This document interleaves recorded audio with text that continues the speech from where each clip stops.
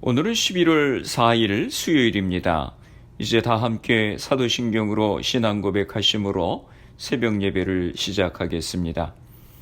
전능하사 천지를 만드신 하나님 아버지를 내가 믿사오며 그 외아들 우리 주 예수 그리스도를 믿사오니 이는 성령으로 잉태하사 동정녀 마리아에게 나시고 본디오 빌라도에게 고난을 받으사 십자가에 못 박혀 죽으시고 장사한 지 사흘 만에 죽은 자 가운데서 다시 살아나시며 하늘에 오르사 전능하신 하나님 우편에 앉아 계시다가 저리로서 산자와 죽은 자를 심판으로 오시리라. 성령을 믿사오며 거룩한 공예와 성도가 서로 교통하는 것과 죄를 사하여 주시는 것과 몸이 다시 사는 것과 영원히 사는 것을 믿사옵나이다. 아멘. 오늘 우리에게 주시는 하나님의 말씀은 데살로니가전서 3장 1절에서 13절까지 말씀입니다. 제가 봉독해 드리겠습니다. 이러므로 우리가 참다 못하여 우리만 아덴에 머물기를 좋게 생각하고 우리 형제 곧 그리스도의 복음을 전하는 하나님의 일꾼인 디모데를 보내노니 이는 너희를 굳건하게 하고 너희 믿음에 대하여 위로하므로 아무도 이 여러 환난 중에 흔들리지 않게 하려 함이라. 우리가 이것을 위하여 세움을 받은 줄을 너희가 친히 알리라.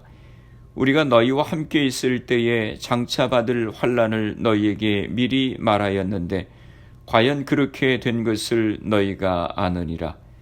이러므로 나도 참다 못하여 너희 믿음을 알기 위하여 그를 보내었노니 이는 혹 시험하는 자가 너희를 시험하여 우리 수고를 헛되게 할까 함이니 지금은 디모데가 너희에게로부터 와서 너희 믿음과 사랑의 기쁜 소식을 우리에게 전하고 또 너희가 항상 우리를 잘 생각하여 우리가 너희를 간절히 보고자 함과 같이 너희도 우리를 간절히 보고자 한다 하니 이러므로 형제들아 우리가 모든 궁핍과 환난 가운데서 너희 믿음으로 말미암아 너희에게 위로를 받았노라. 그러므로 너희가 주 안에 굳게 선즉 우리가 이제는 살리라. 우리가 우리 하나님 앞에서 너희로 말미암아 모든 기쁨으로 기뻐하니 너희를 위하여 능히 어떠한 감사로 하나님께 보답할까. 주야로 심히 간구함은 너희 얼굴을 보고 너희 믿음이 부족한 것을 보충하게 하려 함이라. 하나님 우리 아버지와 우리 주 예수는 우리 길을 너희에게로 갈 수 있게 하시오며 또 주께서 우리가 너희를 사랑함과 같이 너희도 피차간과 모든 사람에 대한 사랑이 더욱 많아 넘치게 하사 너희 믿음을 굳게 하시고 우리 주 예수께서 그의 모든 성도와 함께 강림하실 때에 하나님 우리의 아버지 앞에서 거룩함에 흠이 없게 하시기를 원하노라. 아멘. 할렐루야. 오늘 하루도 주님의 말씀과 함께 시작하시는 성도님들을 주님의 이름으로 축복합니다. 데살로니가 교회는 아주 어린 교회였습니다. 바울은 데살로니가에서 겨우 3개월 동안 사역을 했습니다. 그 사역을 통해 세워진 교회입니다. 그런데 바울이 갑자기 유대인들과 그들이 시장에서 동원한 깡패들에게 아주 심한 핍박을 당하고 또 로마 관원들에게 엄청난 순환을 당하는 바람에 바울은 베레아로 피신할 수밖에 없었습니다. 이런 상황에서 바울은 데살로니가 성도들에게 복음을 충분히 가르칠 시간이 없었습니다. 바울의 사역을 한번 상상해 보십시오.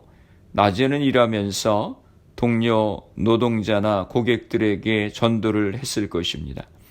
안식일이 되어서야 회당을 이용해 데살로니가 교회 성도들에게 설교를 하고 복음을 가르칠 수 있었을 것입니다.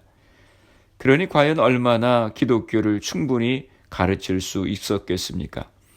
그래서 이 데살로니가 성도들의 신앙은 아주 어리고 초보적인 단계에 있었습니다. 그렇지만 데살로니가전서 1장 6절에서 10절 말씀에 보면 이들이 기독교 신앙을 매우 열정적으로 받아들였고 기쁨으로 신앙생활을 시작했으며 아주 모범적이었음을 알 수 있습니다. 데살로니가 교인들에 대한 소문이 온 아가야와 마게도냐에 퍼져 다른 교인들의 모범이 될 정도였습니다. 놀라운 일입니다. 하지만 이들의 신앙은 아직 어렸습니다. 바로 이것이 데살로니가 교회가 안고 있었던 가장 큰 문제였습니다. 그래서 그랬는지 바울은 데살로니가 성도들에 대해서 더 많은 애착과 사랑 그리고 염려를 가지고 있었던 것 같습니다. 지금 바울은 아덴에 있습니다. 아덴에서 데살로니가 교회 상황을 살펴보기 위해서 디모데를 파송합니다. 그리고 실라는 마게도냐로 파송을 합니다. 이후에 바울은 아덴에서 고린도로 이동하고 고린도에서 디모데와 실라를 다시 만나 보고를 받습니다. 바울이 디모데를 데살로니가 교회에 보낸 이유가 무엇입니까?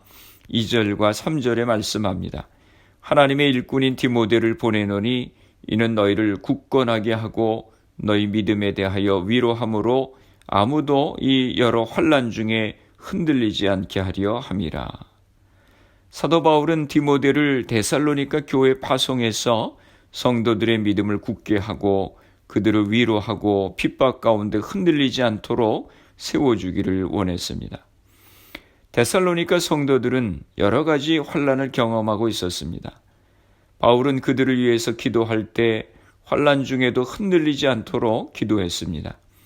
우리가 신앙생활하면서 믿는 사람들도 다 환난과 어려움을 경험하게 됩니다.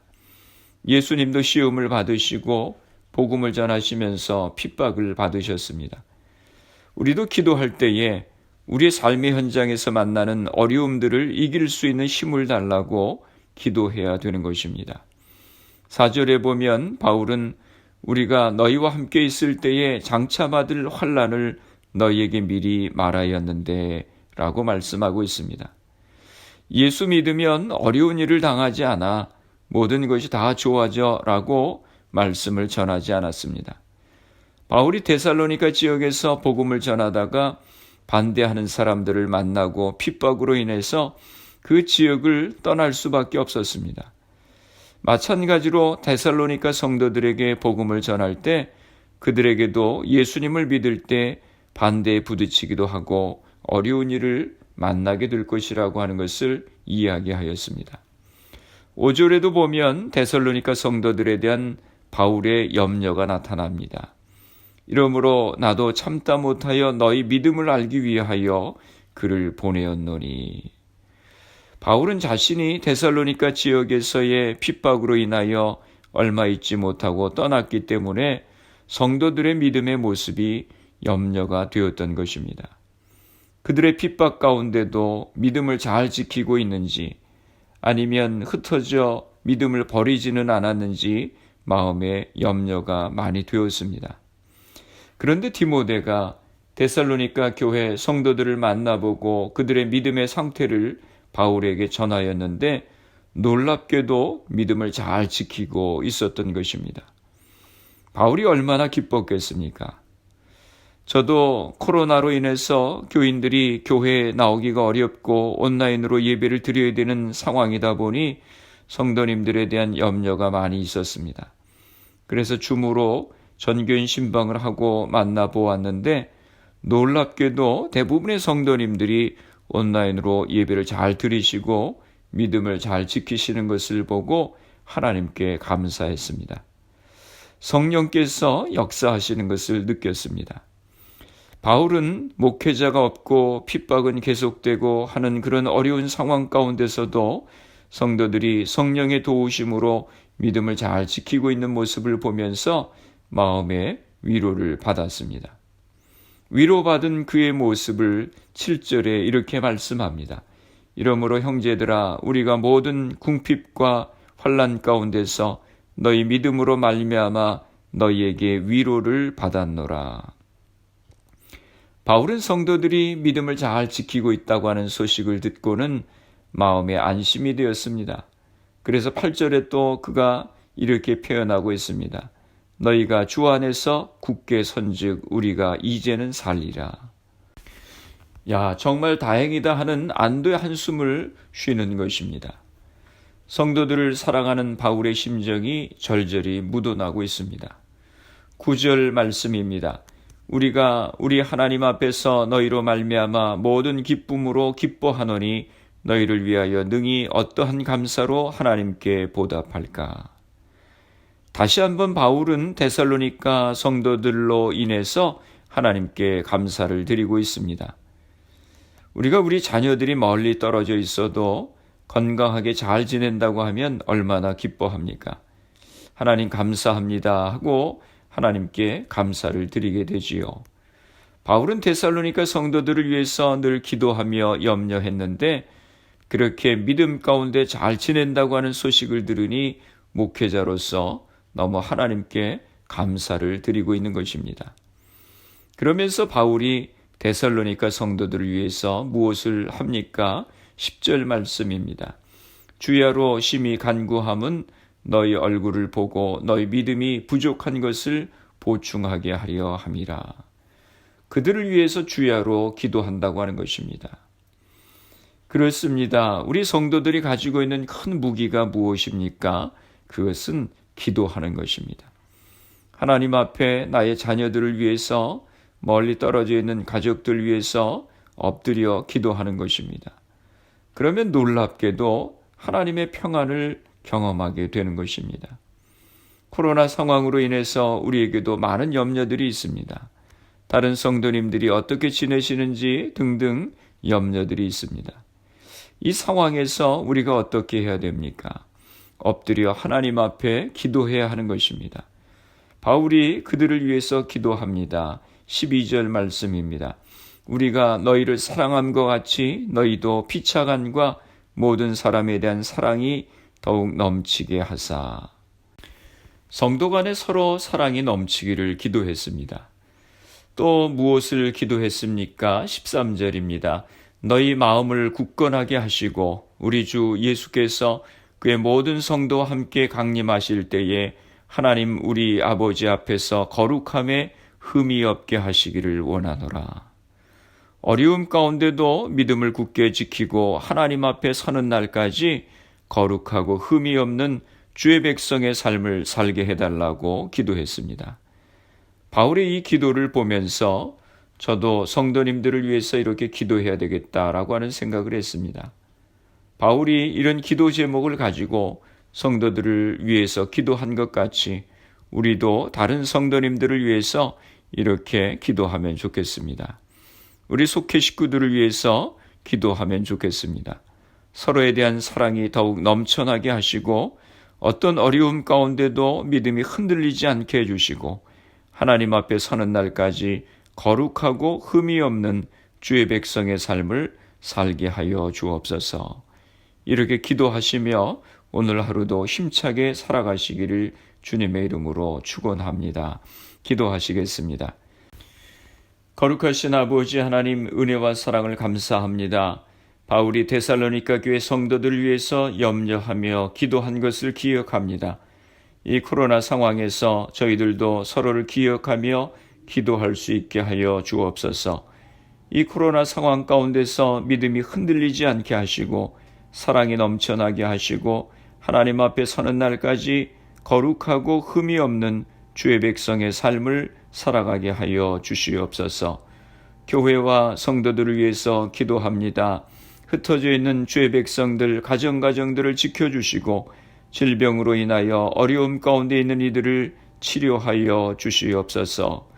우리의 가정들을 축복하시고 자녀들을 복되게 하시고 주신 사업과 직장을 붙들어 주시옵소서. 질병으로 고생하시는 성도들을 기억하시고 치료하여 주옵소서. 코로나 바이러스의 문제가 하루속히 해결되어서 모두가 정상적인 생활을 할 수 있도록 은혜를 허락하여 주시옵소서. 오늘 하루도 주님과 동행하는 복된 하루가 되게 하여 주옵소서. 예수님의 이름으로 기도드리옵나이다. 아멘. 주기도문 하심으로 새벽 기도회를 마치겠습니다. 하늘에 계신 우리 아버지여, 이름이 거룩히 여김을 받으시오며 나라가 임하시오며 뜻이 하늘에서 이루어진 것 같이 땅에서도 이루어지이다. 오늘 우리에게 일용할 양식을 주시옵고 우리가 우리에게 죄 지은 자를 사하여 준 것 같이 우리 죄를 사하여 주시옵고 우리를 시험에 들게 하지 마시옵고 다만 악에서 구하시옵소서. 나라와 권세와 영광이 아버지께 영원히 있사옵나이다. 아멘. 새벽 예배를 마쳤습니다. 오늘 하루도 주님 안에서 승리하시기 바랍니다. 새벽 예배 후 개인적으로 10분 이상씩 기도하시기 바랍니다. 믿음을 굳게 지키고 하나님의 거룩하고 흠이 없는 백성들로 살아갈 수 있도록 기도하시기 바랍니다. 가정과 자녀들, 사업을 위해서 기도하시고 질병으로 고생하시는 성도님들의 회복을 위해서 기도해 주시고 미국과 대한민국 조국을 위해서 기도해 주시기 바랍니다. 그리고 코로나 바이러스를 위해서 애쓰는 의료진들, 봉사자들, 위정자들 위해서 기도해 주시고 코로나 백신 개발을 위해서 기도해 주시기 바랍니다. 코로나 바이러스로 희생된 가정들, 환자들 위해서 기도해 주시기 바랍니다.